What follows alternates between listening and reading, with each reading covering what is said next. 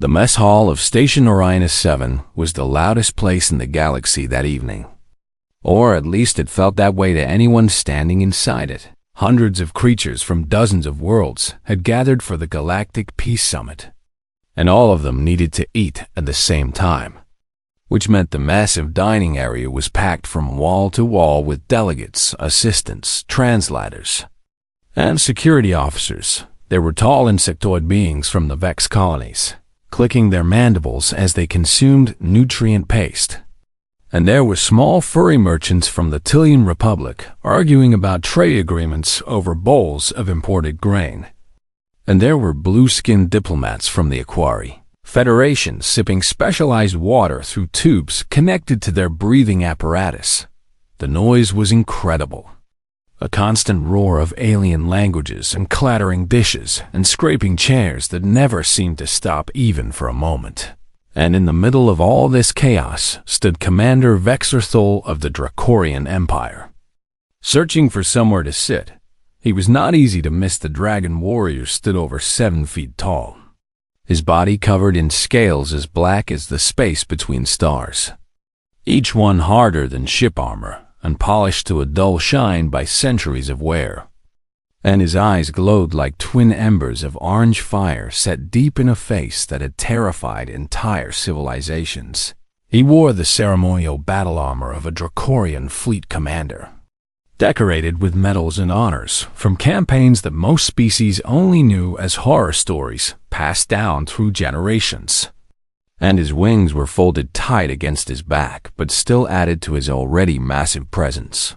When he walked, the floor trembled slightly under his weight, and when he breathed, small wisps of smoke curled from his nostrils, like warnings of the fire that lived inside him. The Dracorians had conquered 40 star systems over the past 1,000 years, and Commander Vexerthol had personally led the assault on at least 12 of them, burning enemy fleets to ash and watching worlds surrender.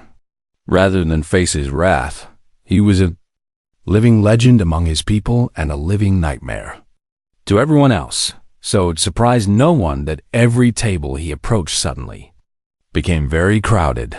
The insectoids chittered nervously and spread their limbs across empty chairs, pretending there was no room, and the Tillian merchants hunched over their meals and refused to make eye contact. And the Aquari diplomats actually stood up and walked away when they saw him coming, leaving their food half-finished. Vexerthol was used to this treatment. Of course, fear was a constant companion for any Dracorian who traveled beyond their borders, and he had long ago stopped feeling insulted by it, because fear was simply the natural response of lesser creatures when faced with a superior predator. That was what he told himself anyway. Still, even a legendary warrior needed to eat, and the commander was growing tired of walking through the crowded hall searching for a seat that no one would give him. He was about to abandon the effort entirely and return to his ship, when he noticed something unusual. There was a table near the back of the hall with several empty seats, and sitting at that table was a single small figure that Vexerthol had to look at twice before he understood what he was seeing. It was a human child. The boy appeared to be about 12 years old by human standards, with pale skin that looked almost translucent under the harsh station lights and thin arms that seemed barely strong enough to lift the food container. In front of him, he was not sitting in a normal chair, but instead hovered a few inches off the ground in some kind of medical mobility device, a sleek white machine that supported his entire body and kept him upright because his legs clearly could not do the job themselves. Vexerthol could see that the boy's lower limbs were withered and thin, twisted by some disease or condition that the commander did not recognize, and several tubes ran from a pack mounted on the back of the hover chair to ports embedded directly in the child's chest. The boy was clearly fragile, clearly sick, clearly one of the weakest beings in the entire hall, and he was completely alone. Other delegates walked past his table without looking at him, just as they avoided looking at Vexerthol. And the commander realized with a strange feeling in his chest that this human child was being treated the same way he was. They were both outcasts in this room full of diplomats. The dragon warrior because everyone feared him, and the human boy because no one thought he mattered.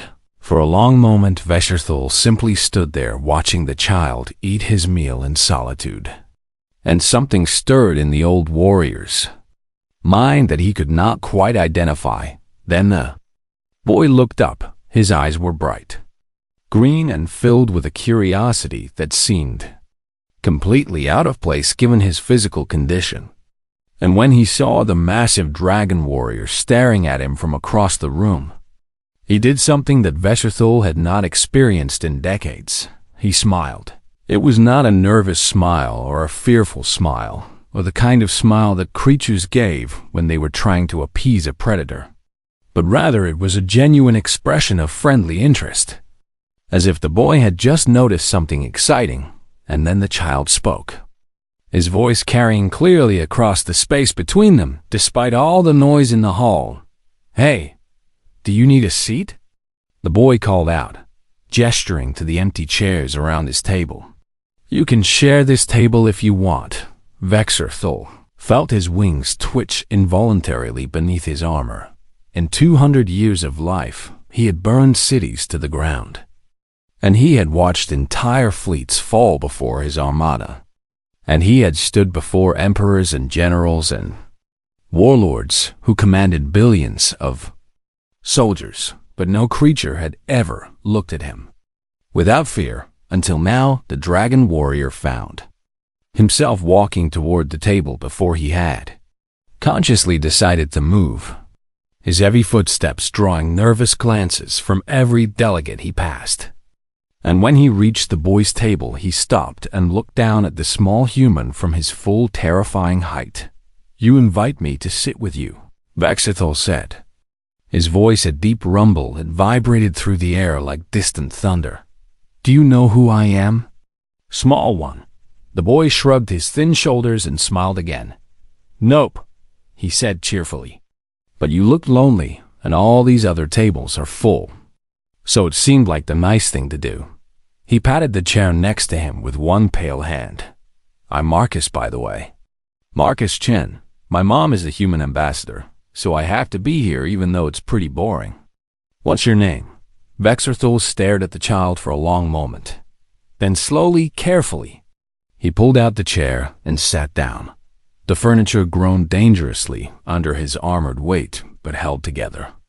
And the dragon warrior found himself sitting across from a human boy who was looking at him with nothing but open friendly curiosity.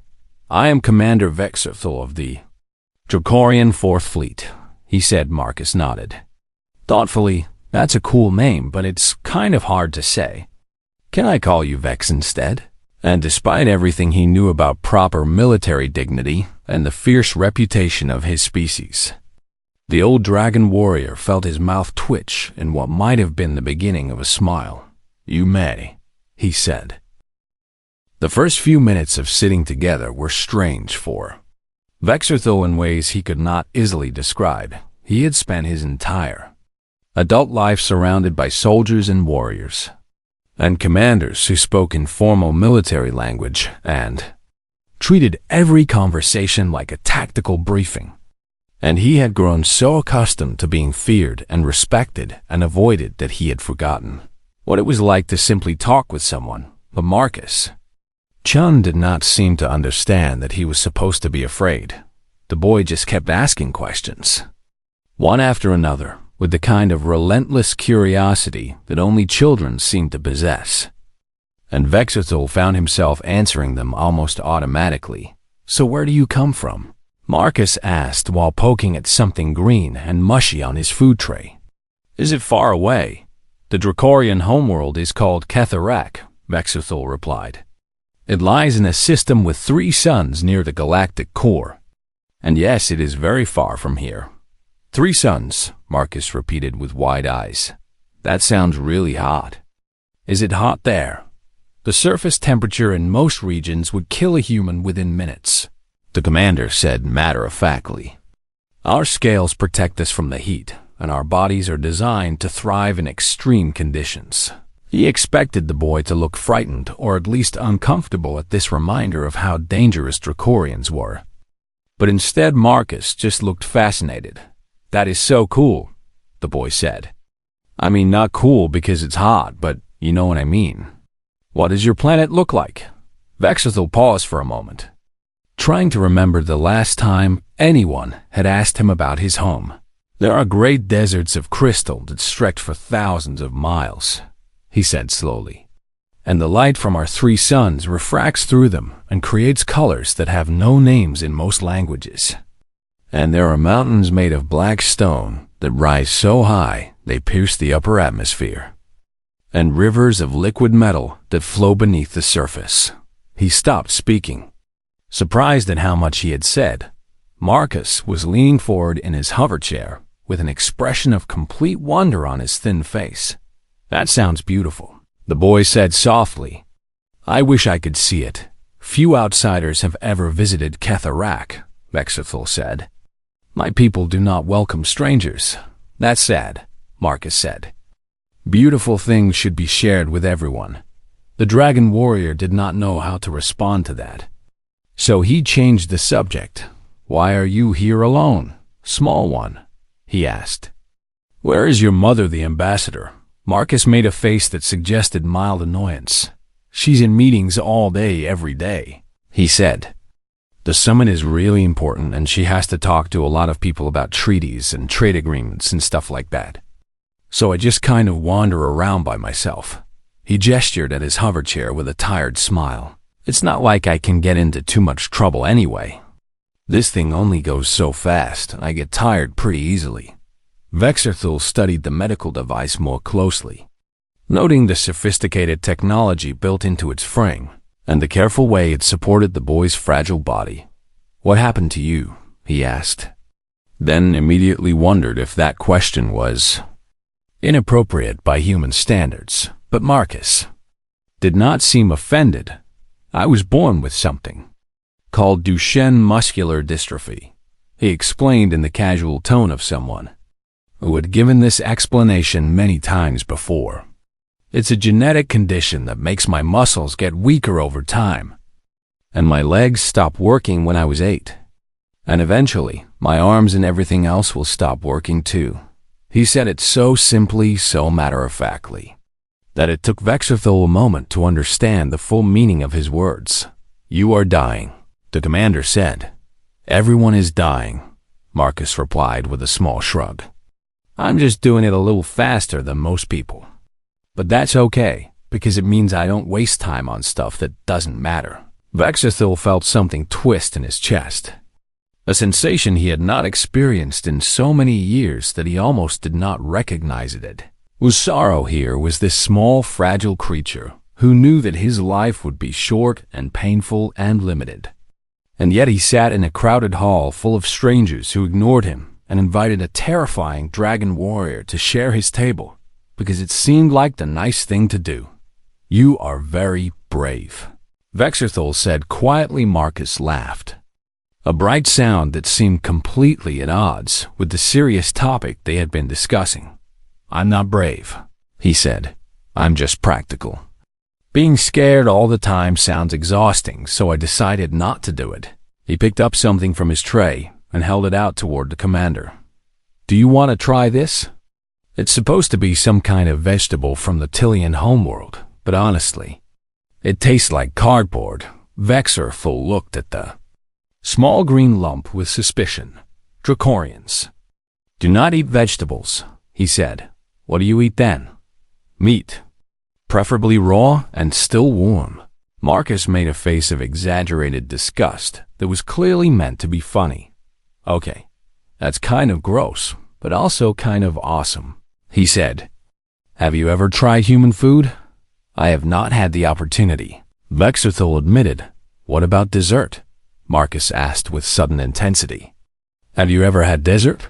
Like cake or cookies or ice cream?" The commander searched his memory for any reference to these terms and found nothing useful. "I do not know what those things are," he said. Marcus stared at him with an expression of absolute horror. as if Vexerthol had just confessed to committing some unforgivable crime. "You've never had ice cream," the boy whispered.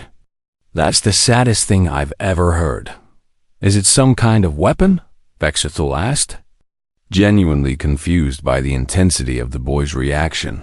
"It's frozen sweetened cream, and it comes in different flavors, and it's literally the best thing humans have ever invented," Marcus said rapidly. "Better than spaceships, better than medicine, better than everything." He was bouncing slightly in his hover chair now, which made the medical tubes attached to his chest sway back and forth. "Okay, here's what we're going to do," he announced in a tone of great seriousness. "Tomorrow I'm going to find the human food station on this stupid space station, and I'm going to bring you ice cream, and you're going to try it. And it's going to change your life." Vexerthol opened his mouth to explain that a Dracorian commander did not have his life changed by frozen desserts. But something in the boy's eager face made him stop. "Very well," he said instead. "I will try this ice cream." Marcus pumped his thin fist in the air triumphantly. "Yes," he exclaimed. "This is going to be great. What flavor do you want?" "There's chocolate and vanilla and strawberry and mint and cookie dough and like 100 others. I do not know the difference between any of those words," Vexerthol said. "Then I'll bring you one of each," Marcus decided. "We'll figure out which one you like best." The dragon warrior looked at this small dying human child who was making plans for tomorrow, as if it were the most natural thing in the world. As if they were old friends instead of strangers who had met less than an hour ago, and, for the first time in longer than he could remember, Vexerthol found himself looking forward to something. "I will be here at the same time tomorrow," he said. Marcus grinned so widely that his whole face seemed to light up. "It's a date," he said, then immediately turned red. "I mean, not a date, that would be weird. I just mean like an appointment. You know, what, forget I said anything." Vexerthol felt his chest vibrate with something that might have been a laugh. "I understand," he said. "It is an appointment, right?" Marcus said, still blushing. "An appointment for ice cream with a dragon. This is officially the coolest thing that's ever happened to me." And sitting there in that crowded mess hall, surrounded by delegates who feared him and a universe that had taught him to be hard and cold and merciless, Commander Vexerthol of the Dracorian Fourth Fleet felt something crack open inside his ancient heart. It felt like warmth. One moment the mess hall was filled with the normal chaos of hundreds of alien delegates, eating and talking and arguing about political matters. And the next moment the entire eastern wall simply ceased to exist. A massive fireball tore through the station's hull and sent debris flying in every direction. And the sound was so loud that it seemed to bypass the ears entirely and shake the bones of everyone present. And the force of the blast knocked tables and chairs and bodies across the room like toys scattered by an angry child. Emergency alarms began screaming immediately, red lights flashing everywhere as automated systems detected the breach. And a computerized voice started announcing evacuation procedures in a dozen different languages while smoke and dust filled the air. Vexerthol had been walking toward the exit when the explosion hit, planning to return to his ship and rest before his appointment with Marcus tomorrow. And the shockwave knocked him forward several steps but did not bring him down because Dracorian bodies were built to withstand far worse impacts than this. His combat instincts activated instantly, centuries of battle experience taking over as he assessed the situation with cold precision. The explosion had come from outside the station, which meant this was an attack rather than an accident. And already he could see armored figures pouring through the breach in the wall. Soldiers wearing the distinctive red and black uniforms of the Separatist coalition. The Separatists were a radical faction that opposed the peace summit and everything it represented. A loose alliance of extremists from various species who believed that war was the natural state of the galaxy and that any attempt at lasting peace was an offense against nature itself. They had threatened to disrupt the summit, but station security had assured everyone that such an attack was impossible. Apparently, station security had been wrong plasma. Bolts began flying through the smoke-filled air as the separatist soldiers opened fire on anything that moved, and delegates scattered in every direction, screaming and crying and desperately searching for cover, while security officers tried to organize some kind of defense. Vexerthul moved toward the nearest emergency exit, his scales deflecting the few stray shots that came near him, and his mind was already calculating the fastest route back to his ship where his personal weapons were stored. He was not afraid. He had never been afraid in battle. But he was also not foolish enough to engage a small army with nothing but his claws and his fire breath when there were perfectly good energy cannons waiting for him on his vessel. He was halfway to the exit when he heard the voice. It was small and scared and almost lost in the chaos of alarms and screaming and weapons fire. But somehow it cut through all of that noise and reached his ears with perfect clarity. "Help!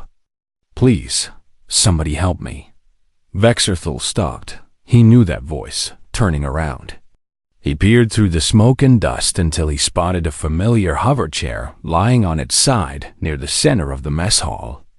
And next to it was a small pale figure sprawled across the floor with medical tubes tangled around his body. Marcus. The boy had been knocked out of his mobility device by the explosion, and now he lay helpless on the ground, unable to move because his legs did not work, and his thin arms were struggling desperately to pull himself across the floor toward any kind of cover. But there was no cover nearby, and even if there had been, he was moving too slowly to reach it. And the separatist soldiers were advancing through the hall, shooting at anyone they saw. A group of 3 soldiers spotted the fallen child and began walking toward him with their weapons raised, apparently deciding that even a helpless human boy was a valid target for their campaign of terror. Marcus saw them coming, and his face went pale with fear. The first real fear that Vexerthul had ever seen on the boy's features. And he tried to crawl faster, but his body simply could not cooperate. "Mom," he called out desperately. "Mom, where are you?" But Ambassador Chun was nowhere to be seen, probably in a different part of the station attending one of her endless meetings. And there was no one else moving to help the fallen child because everyone else was too busy running for their own lives. Vexerthul stood frozen at the exit, every logical part of his mind telling him to keep moving. This was not his fight, and this was not his responsibility.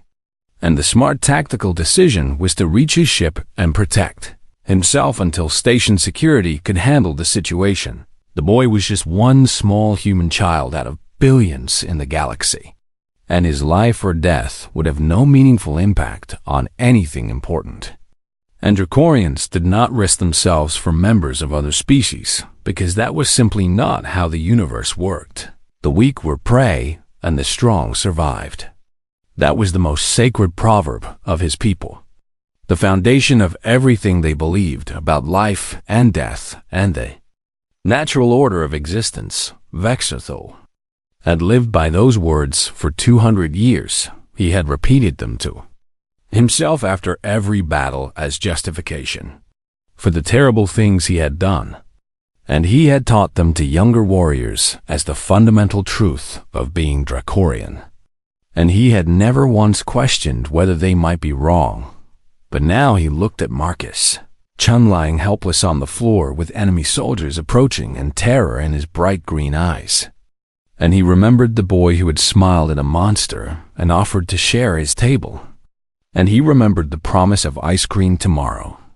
And he remembered the warmth that had bloomed in his ancient heart when the child called him Vex and something inside the old dragon warrior broke, or perhaps something that had been broken for a very long time finally healed. Vexerthul turned away from the exit. He spread his wings wide, tearing through the ceremonial armor that had been constraining them.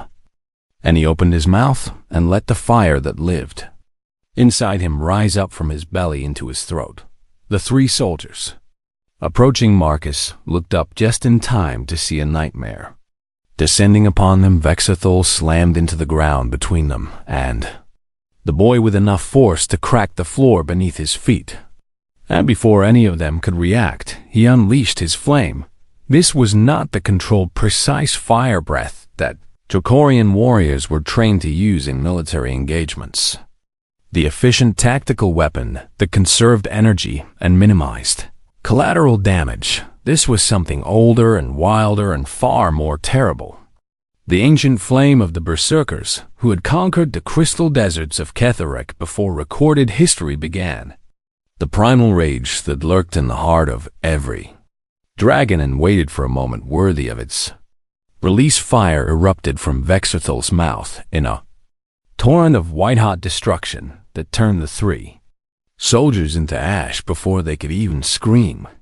And the heat was so intense that the metal floor beneath them began to glow red. More separatists turned toward the source of this devastation and opened fire.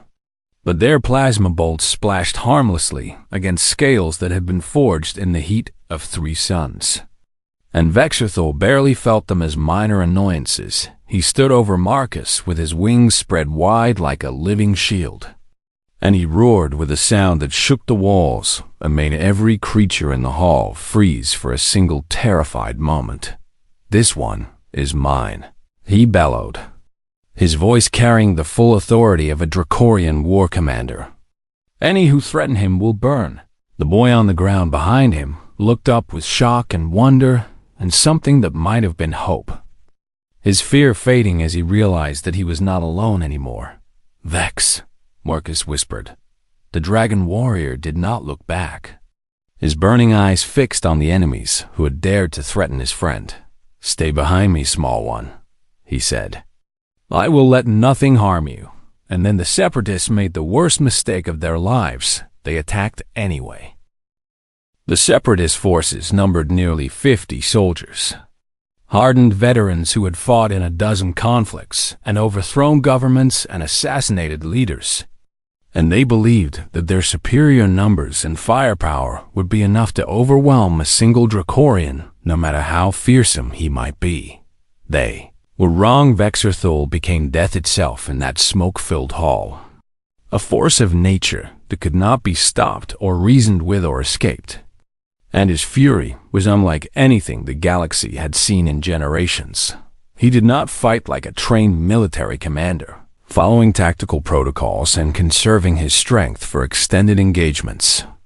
But instead he fought like the ancient beasts of Dracorian myth, the legendary destroyers who had burned the old gods from the sky and claimed the crystal deserts for their descendants. Fire poured from his mouth in continuous streams that swept across the advancing soldiers like the wrath of a dying star. And those who avoided the flames found themselves facing claws that could tear through ship armor as easily as paper. And those who tried to flee discovered that a Dracorian with spread wings could cover impossible distances in a single leap. Separatists had prepared for many possible scenarios when planning their attack on the Peace Summit. But they had not prepared for this. They had not prepared for a 200-year-old war commander who had suddenly remembered what it meant to have something worth protecting. Plasma bolts continued to rain down on Vexathol from all directions, and some of them found gaps in his scales and burned the flesh beneath. And the pain was real and growing worse with every passing moment. But he did not care. He had been wounded before, many times, in battles that had determined the fate of entire star systems. And he had learned long ago that pain was simply information to be acknowledged and then ignored. What mattered was Marcus. The boy remained where he had fallen, unable to move, watching the impossible battle unfold around him with wide eyes. And every few seconds, Vexathol would glance back to make sure he was still safe before returning his attention to the enemies who kept coming. A soldier tried to flank around the dragon warrior and get a clear shot at the human child. And Vexerthul caught the movement from the corner of his eye and spun faster than something his size should have been able to move, his tail sweeping out in a devastating arc that shattered the soldier's armor and sent him flying across the room. Another group attempted a coordinated assault from 3 directions at once, and Vexerthul met them with fire and fury, his wings beating to create gusts of superheated air that knocked them off balance before his claws finished the job. The mess hall had become a war zone. Tables overturned and walls scorched black and the floor littered with fallen soldiers. And still the dragon warrior fought on. His scales were cracked in several places now, dark blood seeping from wounds that would have killed most creatures. But the berserker rage that had taken hold of him seemed to make his body ignore its limitations. He was not just fighting to survive anymore. Was fighting for something far more important. Vex. Marcus called out from behind him, his voice small but steady despite everything happening around him. "Vex, you're hurt."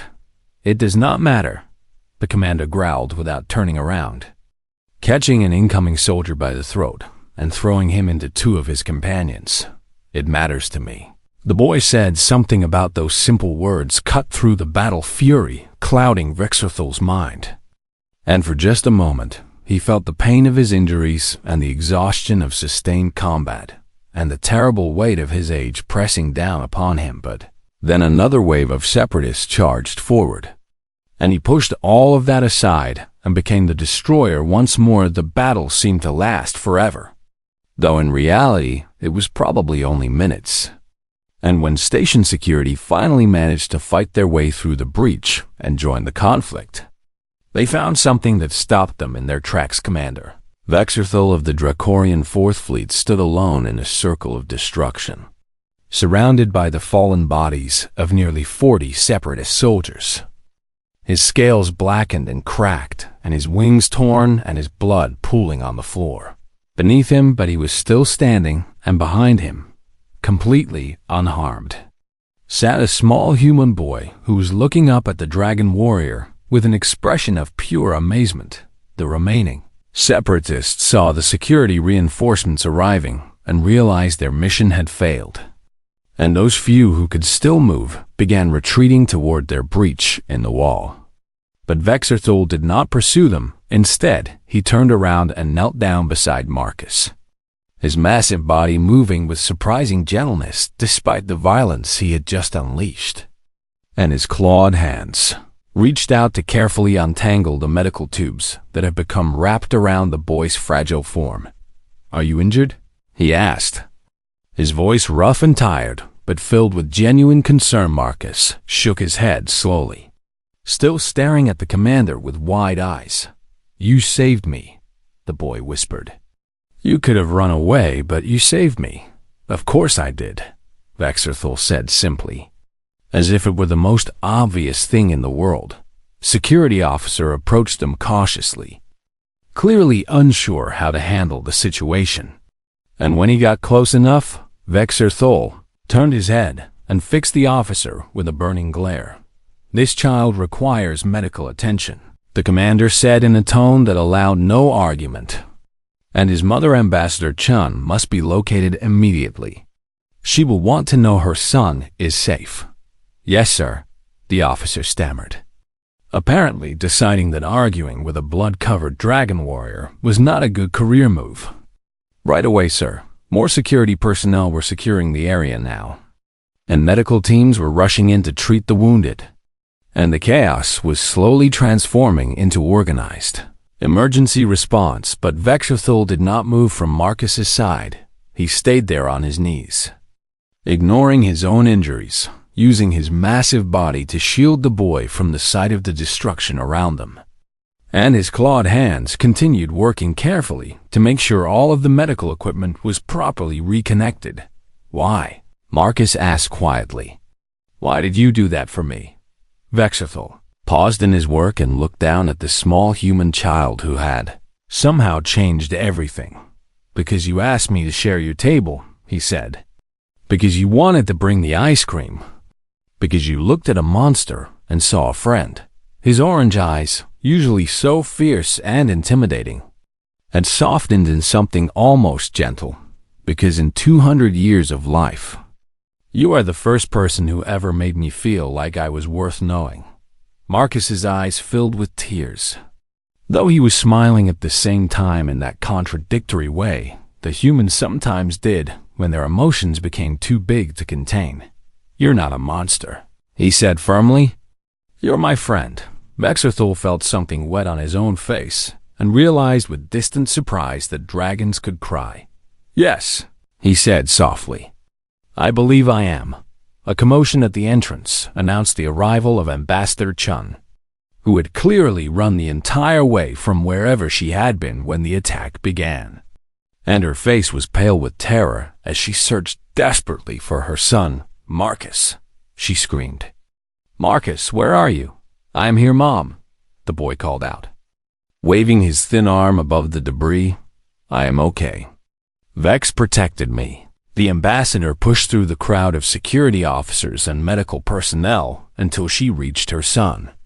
And then she stopped and stared at the massive dragon warrior kneeling beside him for a moment. She seemed unable to process what she was seeing. Then Marcus reached out and took one of Vexerthul's clawed fingers in his small hand, and the commander allowed this contact without any sign of objection.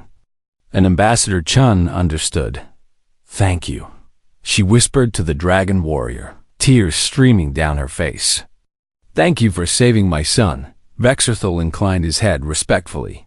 "He saved me first," he said. "I was simply returning the favor." Marcus squeezed the commander's finger and grinned despite everything. "Does this mean we're friends now?" he asked. "Like officially?" The old dragon warrior looked at the small human boy who had shown him that strength was not about conquest and power was not about destruction, and that sometimes the bravest thing a warrior could do was choose to protect instead of attack. "Yes," Commander Vesterthul said. "We are friends," and there in the ruins of the mess hall, surrounded by the aftermath of battle and the evidence of his berserker fury, the most feared dragon warrior in the galaxy smiled. Someone had been recording when the attack began. Perhaps a journalist or simply a delegate with quick reflexes. And their camera had captured everything that happened in that mess hall, from the moment the explosion tore through the wall to the moment Commander Vexerthul knelt beside Marcus Chen and gently untangled his medical tubes. The video showed a legendary Dracorian war commander, one of the most feared beings in known space, standing like an immovable fortress over a disabled human child while an army tried to cut them down. And it showed him taking wound after wound without retreating. And it showed the ancient berserker fire that had not been seen in living memory, but more than the violence. The video showed what came after. It showed the dragon warrior kneeling in his own blood to check if a small boy was okay. And it showed him refusing to leave the child's side, even as medical teams tried to treat his injuries. And it showed a tiny human hand reaching out to hold a massive clawed finger with complete trust. That image became the symbol of the Peace Summit news.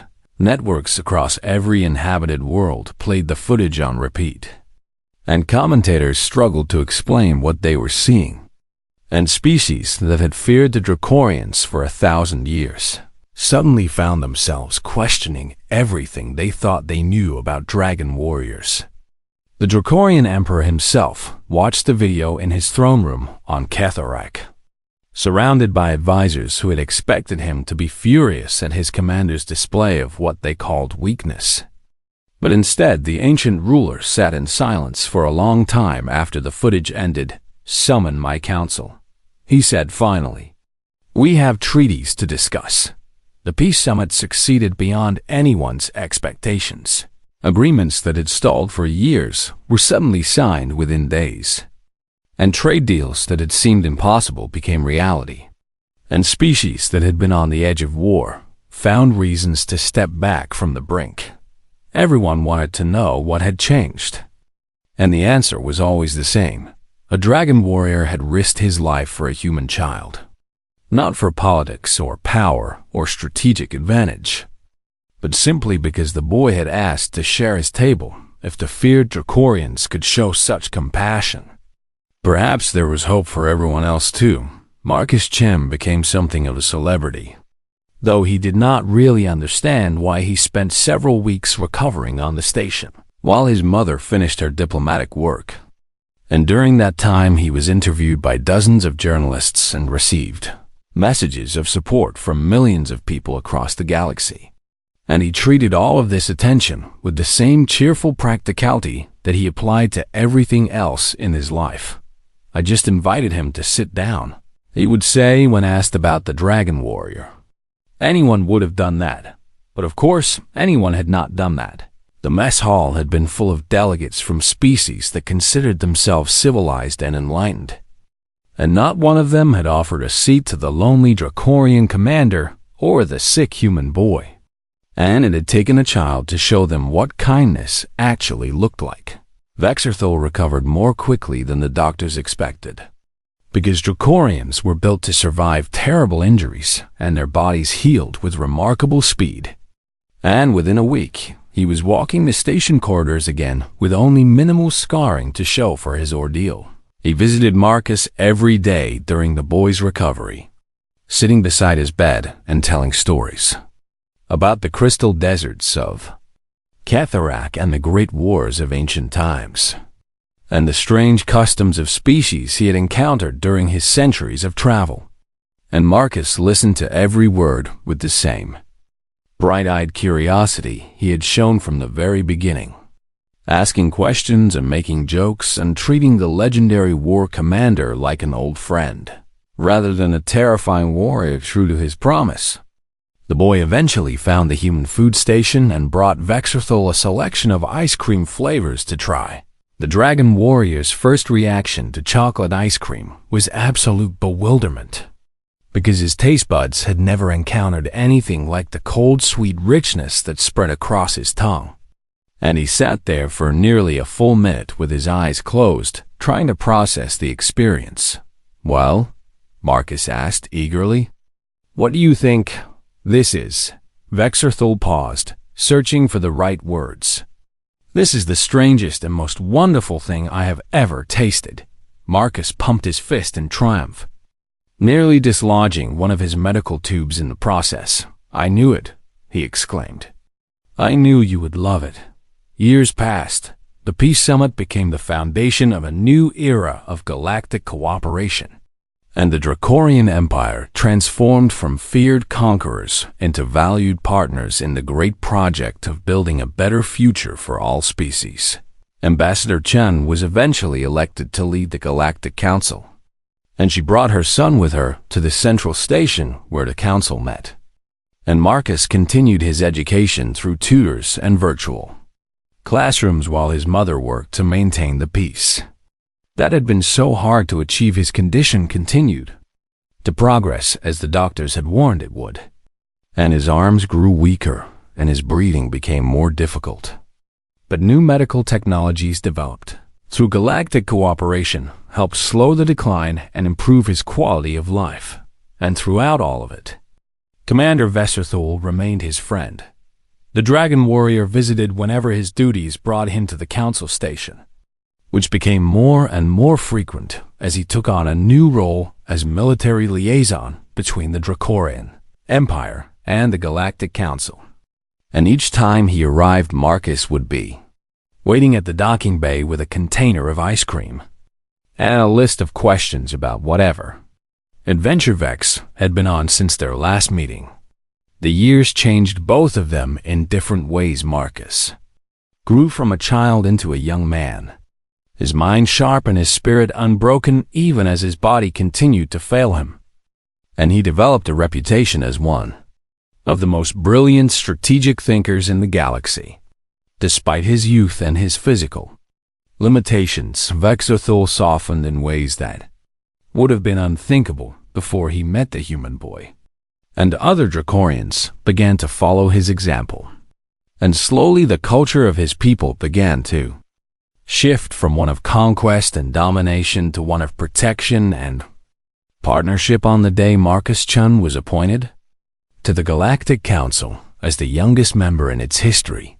He gave his acceptance speech from his hover chair in the great assembly hall while representatives from 100 worlds watched and listened, and standing behind him, exactly where he had stood in the ruined mess hall all those years ago, was a 7-foot dragon warrior with scales like polished obsidian and eyes like burning embers.